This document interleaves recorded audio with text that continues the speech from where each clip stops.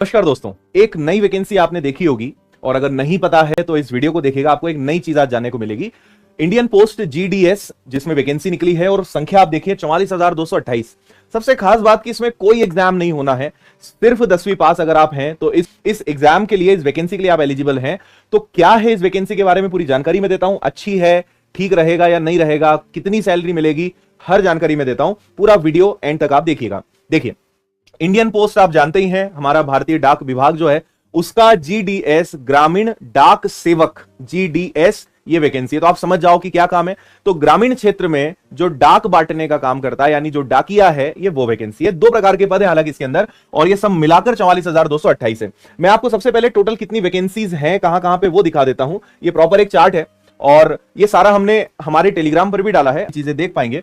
तो यहां पर सारी चीजें स्टेट वाइज है। तो आप देखेंगे कि आंध्र प्रदेश है तो 1355 वैकेंसी है। आसाम है तो उसमें अलग अलग लैंग्वेजेस के हिसाब से आप वैकेंसी देखेंगे। छत्तीसगढ़, अगर बिहार की बात करें तो 2500 वैकेंसी है। छत्तीसगढ़ की अगर बात करें तो 1300 वैकेंसीज हैं। दिल्ली की बात करें तो मात्र 22 है। गुजरात की 2000 वैकेंसीज हैं। ठीक है, तो इस प्रकार से पूरा चार्ट आपको दिखेगा। मध्य प्रदेश की 4000 वैकेंसीज है, बहुत मतलब सबसे ज्यादा वैकेंसीज में से मध्य प्रदेश भी एक है। महाराष्ट्र में अगर महाराष्ट्र में आप देखेंगे तो ओनली 87 वैकेंसीज है, लेकिन वो एक पार्ट है, ये कोंकणी का है। अगर मराठी, इसमें एक आपको चीज का ध्यान रखना है कि जहां भी आप अप्लाई करोगे वहां की लोकल लैंग्वेज आपको आनी चाहिए। तो महाराष्ट्र के अलग अलग सेक्शंस हैं, उन हिसाब से आप देखिएगा। इसी प्रकार पंजाब है, राजस्थान में देखें तो 2700 वैकेंसीज है, तमिलनाडु में 3700 है, उत्तर प्रदेश में 4588 वैकेंसीज है। और ऐसे कैटेगरी वाइज और सारी चीजों को देखें तो 44,228 वैकेंसीज आपको टोटल देखने को मिलेगी। अब इसके आगे की चीज मैं आपको बताता हूं कि यहां पर क्या क्या है। देखिए, सबसे पहले आपको फॉर्म भरना है। जो भी जानकारी चाहिए उसके लिए आप ऑफिशियल वेबसाइट पर ही जाइएगा, जो कि इंडियन पोस्ट, और यहां पे आपको दिख रही है, इस पे आप क्लिक करेंगे तो आप ऑफिशियल वेबसाइट पर पहुंच जाएंगे। फॉर्म भरने की जो स्टार्टिंग डेट है वो 15 जुलाई है और आखिरी तारीख 5 अगस्त है। करेक्शन की भी डेट यहां पर है। ठीक है, सैलरी कितनी यहां पर मिलेगी, तो देखिए दो प्रकार की वैकेंसीज हैं जो मैं आगे आपको बताऊंगा। एक बीपीएम है और एक एबीपीएम है। लगभग 10,000 रुपए और 12,000 रुपए से सैलरी स्टार्ट होगी और इससे थोड़ा ज्यादा ही मिलेगा। और ये फुल टाइम जॉब नहीं है, इसमें कुछ घंटे ही आपको देने होते हैं, 4-5 घंटे। उस आधार पर आपको यहां पर सैलरी और बाकी सुविधाएं मिलती हैं। देखिए, एज लिमिट क्या है, तो मिनिमम 18, मैक्सिमम 40, और कैटेगरी वाइज और एज रिलैक्सेशन है वो आप यहां पे देख सकते हो। एजुकेशनल क्वालिफिकेशन क्या है, तो आप सबसे महत्वपूर्ण बात करते हैं, केवल 10th पास, सिर्फ 10वीं पास अगर आप हैं तो आप इसका फॉर्म भर सकते हैं।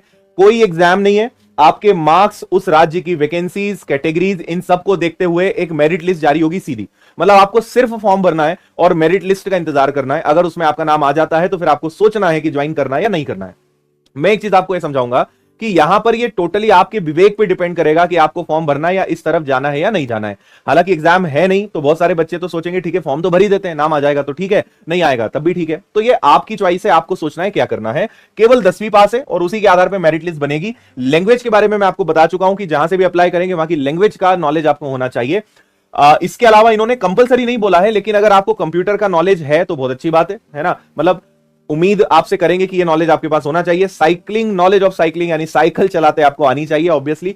और रहने खाने की भाई सब व्यवस्था आपको ही देखना है, जीवन यापन की सुविधाएं आपको ही खुद को देखना है।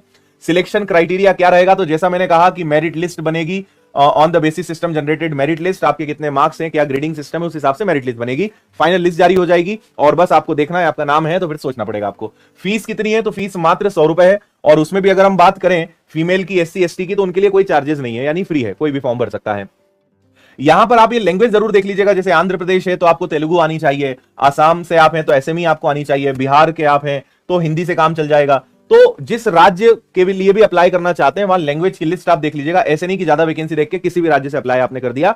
लैंग्वेज का ध्यान आप विशेष रूप से रखें। जैसा मैंने कहा था, दो प्रकार की वैकेंसीज हैं। एक ब्रांच पोस्ट मास्टर है जिसको बीपीएम कहते हैं, जो एक प्रकार से आप समझ लीजिए कि उस ब्रांच का मैनेजर हो गया, और एक उसका असिस्टेंट हो जाएगा, तो assistant branch post master ABPM। और आपने अगर शुरुआत में ध्यान दिया हो तो मैंने आपको ये दोनों चीजें ही बताई थी, उसी आधार पर यहां पे सैलरी थी। ठीक है, और आपको इसके बारे में क्या बताया जाए, वैकेंसीज में आपको बता चुका हूं। टेलीग्राम पे हमने इसकी PDF डाल दी है, वहां से आप पढ़ लीजिएगा, डिटेल्स में और जानकारी ले लीजिएगा। बाकी इसके बाद सीधा डॉक्यूमेंट वेरिफिकेशन है। बेसिक आपके जो स्कूल्स के, कास्ट के सर्टिफिकेट्स हैं वो सब लेकर आपको पहुंचना है और ज्वाइन करना है। और सारे अपडेट्स के लिए, सारी जानकारियों के लिए और टेलीग्राम पर, व्हाट्सएप पर और मेरे साथ आप सारे सोशल मीडिया प्लेटफॉर्म्स पर जुड़ सकते हैं। सभी लिंक्स डिस्क्रिप्शन में है, वहां से आप फॉलो कर सकते हैं। बहुत बहुत धन्यवाद।